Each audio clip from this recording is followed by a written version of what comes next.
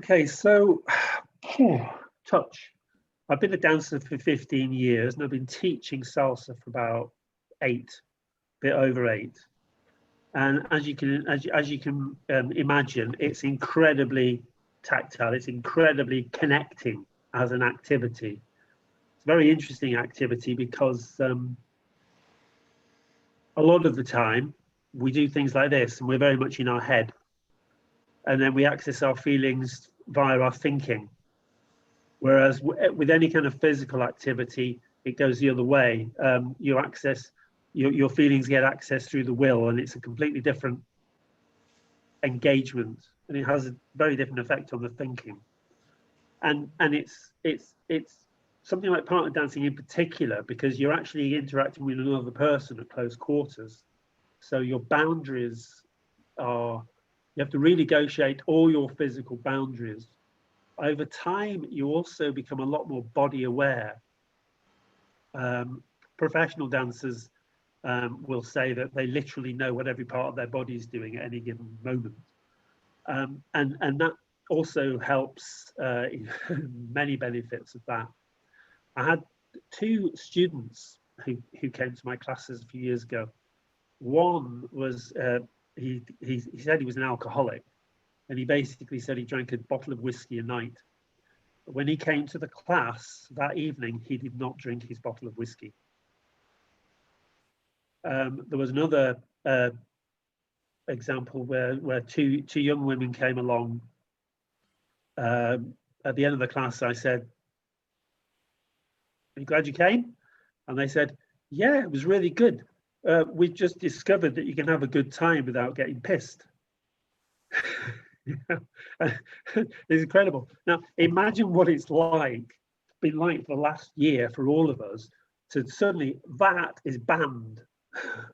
The 2 meters minimum between that, and everybody's been thrown into sort of interactive social isolation, and it will be some time, because this isn't going to ease off at least until Easter, probably until the summer.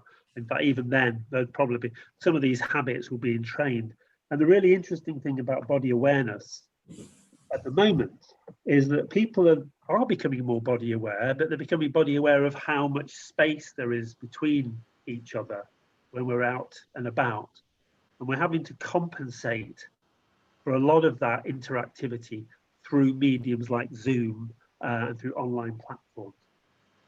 We can do that because we have these things in our frontal area where the owl is, called these mirror neurons. And by the way, Anisha, I absolutely loved your characterization of different functionalities within the brain with zoology. I want to do more of that. I want to see what the whole zoo looks like, and we'll have to talk about that sometime. That's a project. But the mirror neurons are fantastic. And we've all sat and watched a film, and you get into the characters. In fact, I remember on one occasion in the cinema, I stopped looking at the screen and I started looking at the audience, and everybody's twitching and moving, and they're living these characters, and that's a great facility. We can actually use that to some degree to compensate. We can compensate. My salsa class died on March to whatever it was, because if you think about it, gathering a bunch of people together in a room at close quarters for 5 minutes at a time and then swapping partners is literally the most antisocial thing you can do on the planet right now. It's a little bit like prohibition. During the prohibition era, you could dance as much as you liked, but you couldn't drink any alcohol, whereas now you can drink as much alcohol as you like, but no dancing. So we went onto Zoom and we tried a bit of partner dancing on Zoom, and remarkably, it kind of worked because of this sort of mirror neuron effect. I mean, if we all just lean to your left, so everybody lean to their left. It's interesting. Everybody's left is different from. No. There you go, and then lean to the right. Back to the left. Back to the right.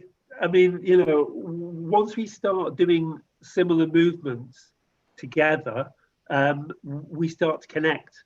We start to feel like we're more physically connected. So what I want to do is just do a little, we're going to do a little experiment in a minute. But first of all, we're going to get up and do a bit of moving